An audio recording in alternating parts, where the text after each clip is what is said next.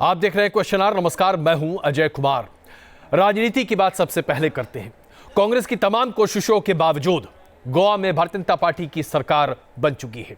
मनोहर पर्रिकर चौथी बार मुख्यमंत्री पद की शपथ ले चुके हैं। यह बात अलग है कि मनोहर पर्रिकर ने शपथ लेने के साथ ही कहा कि यह सरकार गठबंधन की सरकार है और बीजेपी अगुवाई कर रही है, इसलिए इसे गठबंधन की सरकार कहना चाहिए। कुल मिलाकर देखा जाए तो 9 मंत्रियों ने शपथ ले ली है, लेकिन इस पूरे प्रकरण ने कांग्रेस की तमाम कमियों को सामने उकेर कर रख दिया है।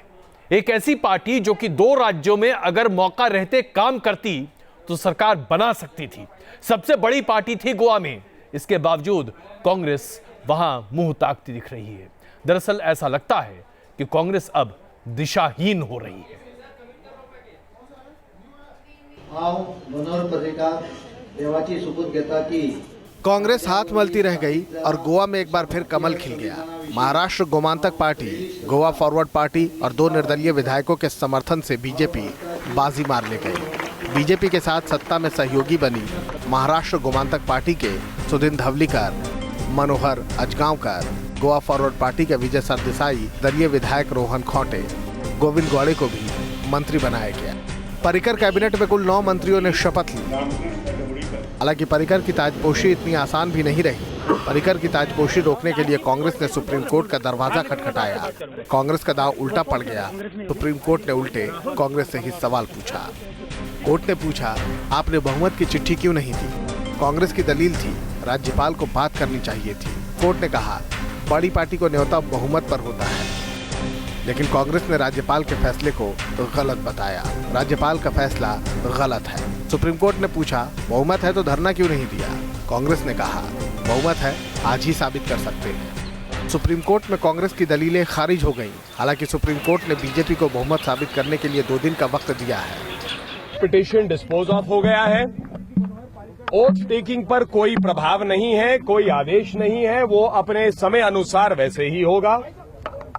और 16 तारीख तक 16 तारीख 11 बजे को हाउस बुलाई जाएगी। गवर्नर से रिक्वेस्ट किया गया है कि 11 बजे तक आए और उसी दिन फ्लो टेस्ट दिन के दौरान समापन उसका हो। उधर कांग्रेस उपाध्यक्ष ने गोवा हाथ से फिसल जाने पर बीजेपी पर करारा हमला बोला।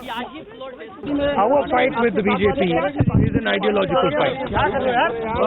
What the BJP has done in Manipur and it has done in Goa is basically the ideology of the BJP, and that is what we are fighting. Congress party ना मेजोरिटी में कल थी ना आज है, और ना वहाँ का जो रीजनल पार्टीज है उनको सपोर्ट करने के लिए तैयार है।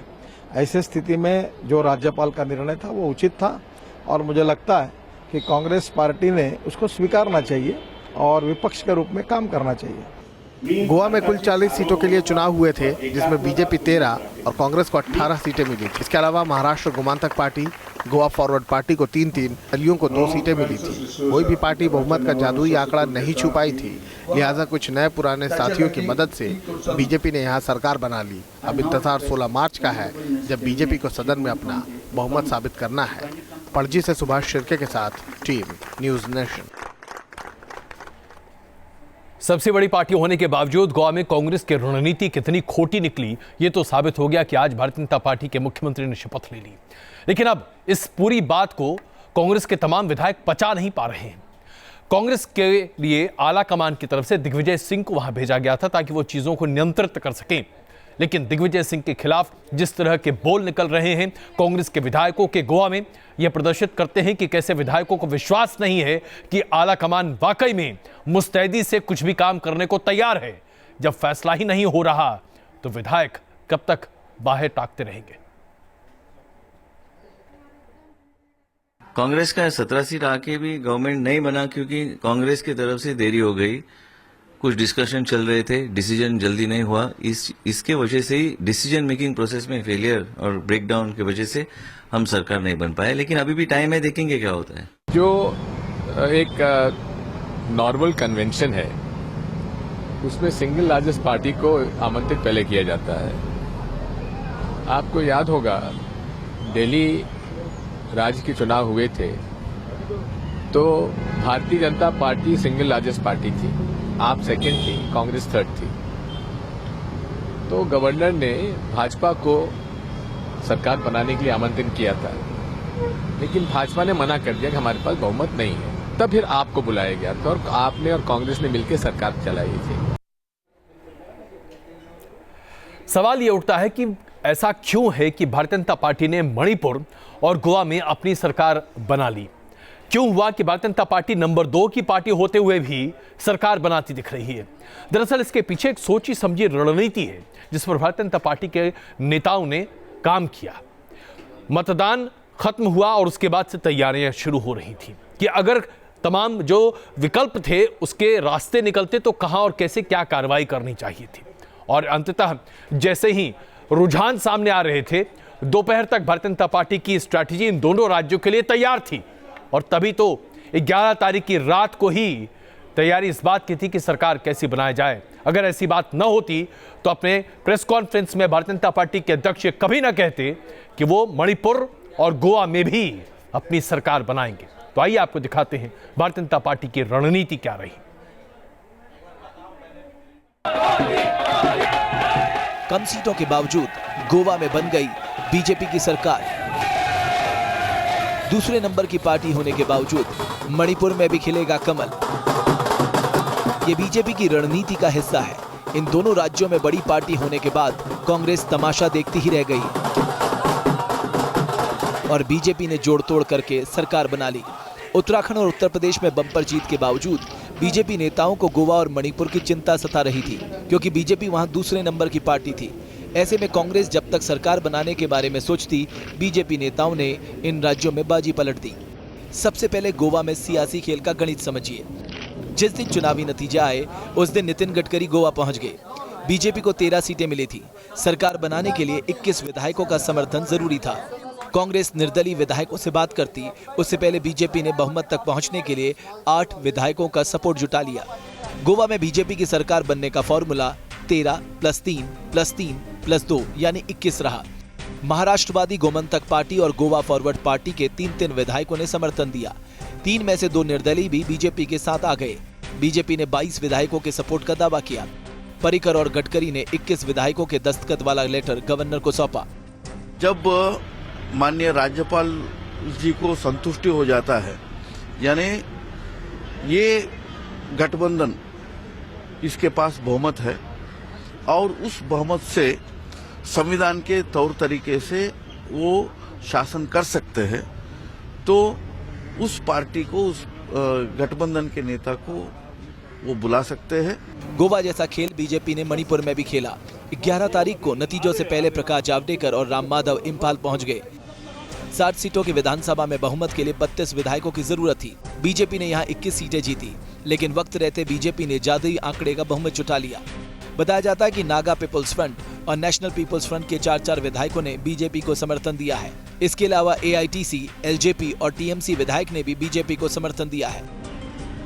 मणिपुर में भी बीजेपी रणनीति के मामले में कांग्रेस से अव्वल नजर आई।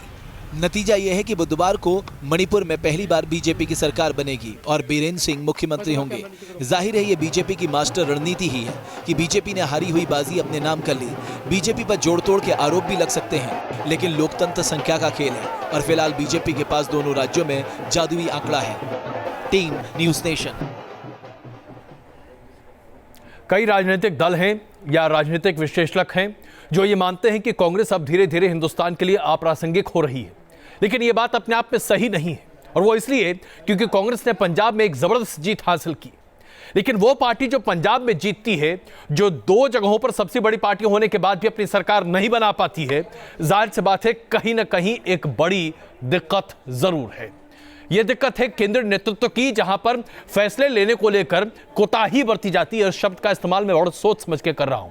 कोताही बरती जाती है, और वो इसलिए क्योंकि केंद्रीय नेतृत्व कांग्रेस का यह बात बड़ी अच्छे तरीके से जानता है 2014 से लेकर आज तक कि अगर भारतीय जनता पार्टी के बढ़ते पैराग्राफ पर लगाम लगानी है तो कांग्रेस को कमर कसनी होगी। लेकिन यह फैसला तो कांग्रेस का केंद्रीय नेतृत्व ही कर सकता है कि कमर कसने का तरीका क्या होगा। जाहिर सी बात है कांग्रेस में इस बात को लेकर कहीं कोई चिंतन नहीं है कि इस कमर कसनी की प्रक्रिया को कैसे अंजाम दिया जाए। कांग्रेस के पास अब महज 1.5 साल का वक्त बचा है 2019 से पहले। अगर कांग्रेस ने अब भी कमर नहीं कसी तो वाकई में मानना पड़ेगा, महात्मा गांधी ने कहा था आजादी के वक्त कि कांग्रेस अपना काम पूरा कर चुकी है, अब कांग्रेस के अस्तित्व की जरूरत नहीं है, कांग्रेस को डिसबैंड यानी कि खत्म कर देना चाहिए। तो क्या यह माना जाए कि अगर कांग्रेस ने अब कमर नहीं कसी अगले 1.5 साल में, तो महात्मा गांधी ने जो भविष्यवाणी की थी वो 2019 में पूरी हो जाएगी? यूपी में कांग्रेस 7 पर पहुंच गई, उत्तराखंड में कांग्रेस हाशिए पर आ गई। नतीजों के 2 दिन बाद कांग्रेस उपाध्यक्ष राहुल गांधी मीडिया के सामने आए। चेहरे पर मुस्कुराहट जरूर थी, लेकिन हार का गम भी साफ नजर आ रहा था। राहुल गांधी ने हार तो मानी, लेकिन अपनी हार को विचारधारा की लड़ाई से भी जोड़ दिया। We are in the opposition and you have ups and downs. So we had a little down in UP, which is fine, we accept it. But we have an ideological fight with the BJP and we will continue to do that. Rahul थोड़े नुकसान की बात कह रहे हैं, लेकिन हकीकत यह है कि सबसे बड़े सूबे में कांग्रेस को थोड़ा नहीं बल्कि भारी नुकसान हुआ है। कांग्रेस के गढ़ में ही उसकी हार हुई है, लेकिन लगता है कि कांग्रेस इस हार से सबक ही नहीं लेना चाहती। राहुल गांधी का ये बयान सुनिए। The BJP won the election in Uttar Pradesh, so I'd like to congratulate them. Why they won it? There are multiple reasons. Large part of it is polarization. But the fact is they won the election. However they did it, they won the election. Uttar Pradesh और उत्तराखंड में कांग्रेस हार की समीक्षा तो बाद में करेगी, लेकिन जानकारों के मुताबिक कांग्रेस पार्टी की इस हालत के लिए एक नहीं कई फैक्टर जिम्मेदार हैं।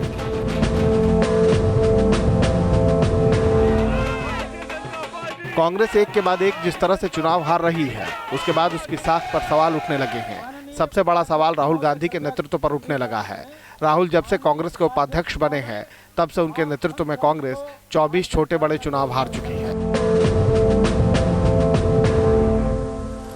यह हर कोई जानता है कि कांग्रेस में आखिरी फैसला हाईकमान का होता है, और यही बात यूपी में भी नजर आई। पहले कांग्रेस ने खाट सभाएं की और फिर बाद में उसी समाजवादी पार्टी के साथ हाथ मिला लिया जिसका वो विरोध कर रहे थे।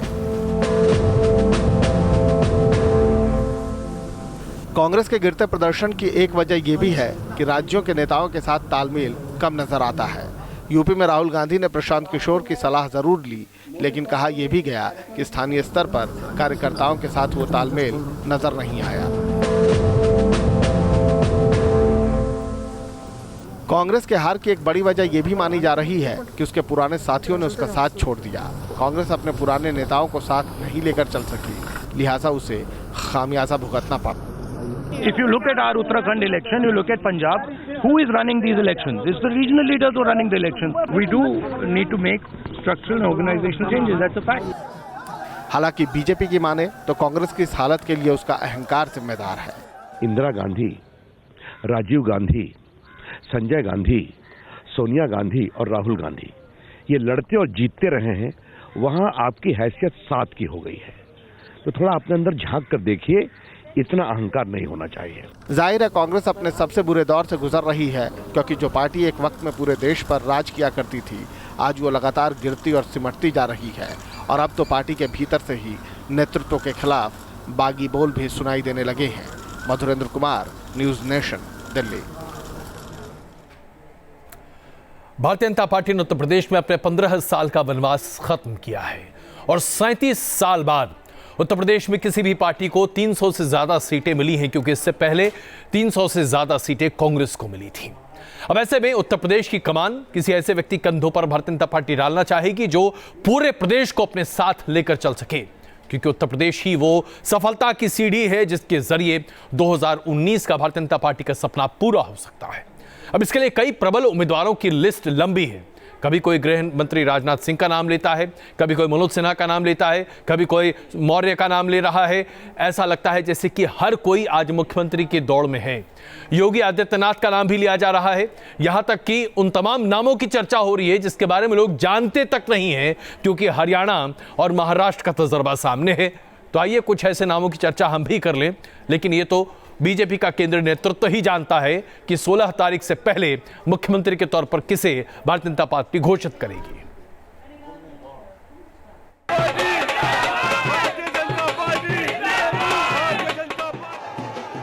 जीत जोरदार है और अब सीएम का इंतजार है। चेहरा कौन होगा कोई खुलकर कहना नहीं चाहता। मंथन जारी है, लेकिन नेताओं की जुबान खामोश है।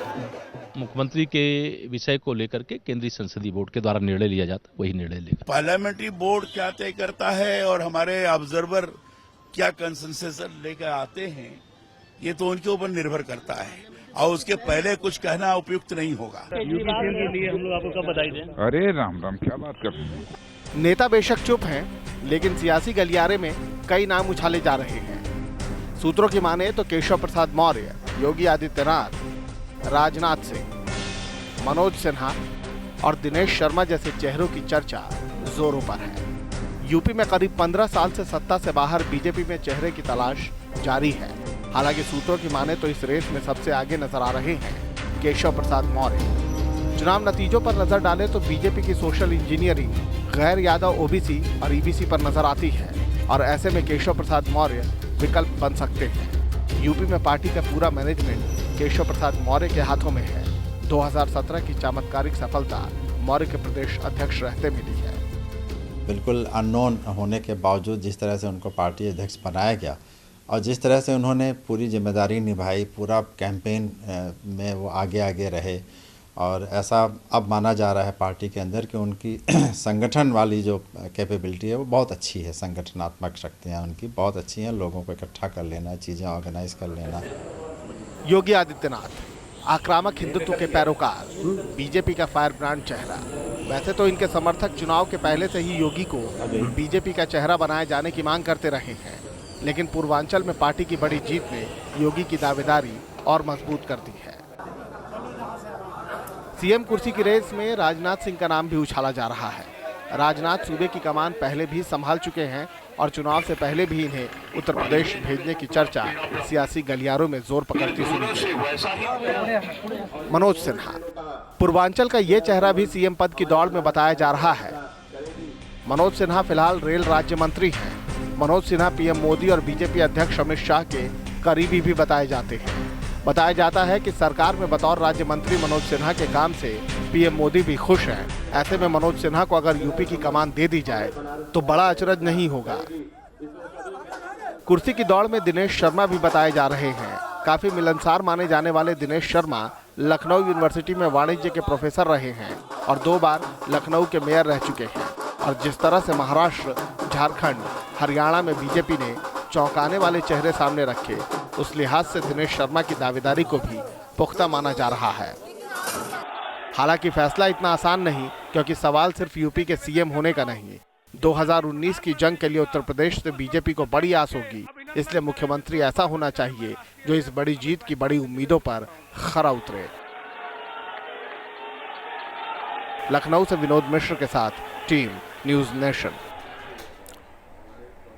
तो आपने देखा कैसे उत्तर प्रदेश में भारतीय जनता पार्टी के लिए मुश्किल यह है कि भाई किसे चुने। पंजाब में लेकिन कांग्रेस के लिए मुश्किल नहीं है, क्योंकि पहले ही से तय था कि कैप्टन अमरिंदर सिंह ही मुख्यमंत्री के पद पर होंगे। लेकिन अब सवाल ये उठने लगा था जब से नवजोत सिद्धू ने पार्टी ज्वाइन की थी कि क्या उन्हें उप मुख्यमंत्री का पद मिल सकता है। आज कैप्टन अमरिंदर सिंह ने राहुल गांधी से एक लंबी मुलाकात की और इस मुलाकात के बाद ये बात स्पष्ट होती दिखाई दी कि कैबिनेट में तमाम लोग शामिल जरूर हों, लेकिन उप मुख्यमंत्री पद के लिए कैबिनेट में जगह नहीं होनी चाहिए। कैप्टन अमरिंदर सिंह ने इस बात को लेकर अपनी भूमिका साफ स्पष्ट की।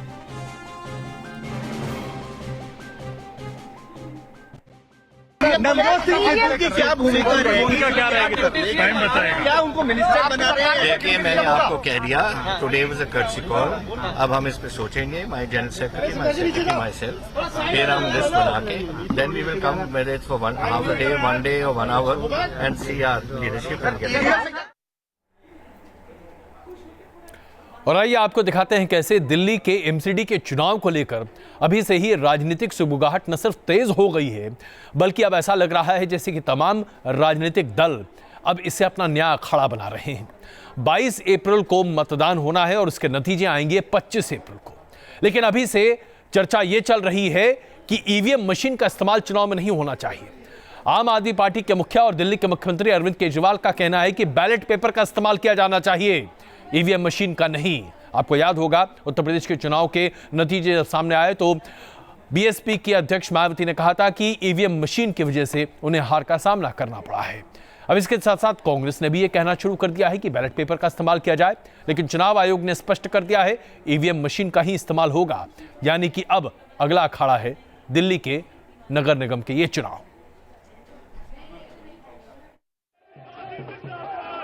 यूपी में बीजेपी की महाजीत, उत्तराखंड में बीजेपी ने तोड़ा रिकॉर्ड। अब क्या एमसीडी में भी चलेगा बीजेपी का जादू?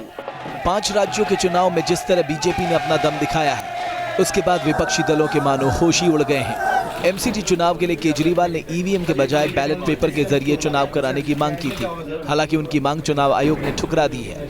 हैरानी की बात यह है कि कांग्रेस भी केजरीवाल की इस मांग के साथ खड़ी नजर आ रही है। दिल्ली के अंदर एमसीडी चुनाव बैलेट से कराया जाए, इसकी डिमांड कांग्रेस पार्टी ने की है, सीपीआई ने की है, सीपीएम ने की है, आरजेडी ने की है, जेडीयू ने की है, एनसीपी ने की है, आम आदमी पार्टी ने की है। तो आज इसके संबंध में माननीय मुख्यमंत्री जी ने, अरविंद केजरीवाल जी ने मुख्य सचिव को कहा है कि इसका एक प्रस्ताव बनाकर आगे भेजा जाए और दिल्ली के चुनाव नगर निगम के बैलेट पेपर से कराया जाए। पहली बार ईवीएम के ऊपर बहुत बड़े तादाद में देश भर में प्रश्न चिन्ह लगा है। हम लोग जो अभी इलेक्शंस हैं, इनके रिजल्ट्स के ऊपर कुछ हम नहीं कमेंट करना चाहते, ना हम उन रिजल्ट्स के ऊपर कुछ हम प्रश्न उठा रहे हैं, लेकिन ईवीएम के ऊपर चूंकि उसकी विश्वसनीयता के ऊपर एक प्रश्न चिन्ह लगा है, इसलिए हम ये चाहते हैं कि आगे का इलेक्शन हमारा, खासतौर पे म्युनिसिपल कॉर्पोरेशन इलेक्शंस हमारे बैलेट पेपर्स पे होने चाहिए। केजरीवाल ने ईवीएम पर सवाल उठाए तो बीजेपी के प्रदेश अध्यक्ष मनोज तिवारी केजरीवाल की मंशा पर सवाल उठाने लगे और केजरीवाल को दिल्ली विधानसभा चुनाव में आम आदमी पार्टी की महाजीत की याद दिलाई।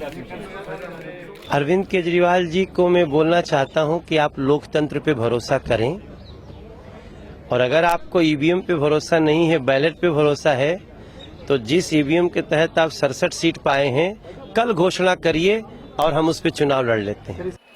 जाहिर है ईवीएम पर सवाल उठाकर केजरीवाल देश में एक नई बहस को खड़ा करना चाहते हैं, लेकिन चुनाव आयोग ने साफ कर दिया है कि 22 अप्रैल को होने वाले एमसीडी चुनाव में वोट ईवीएम मशीन के जरिए ही डाले जाएंगे। एमसीडी चुनाव के नतीजों का ऐलान 25 अप्रैल को होगा।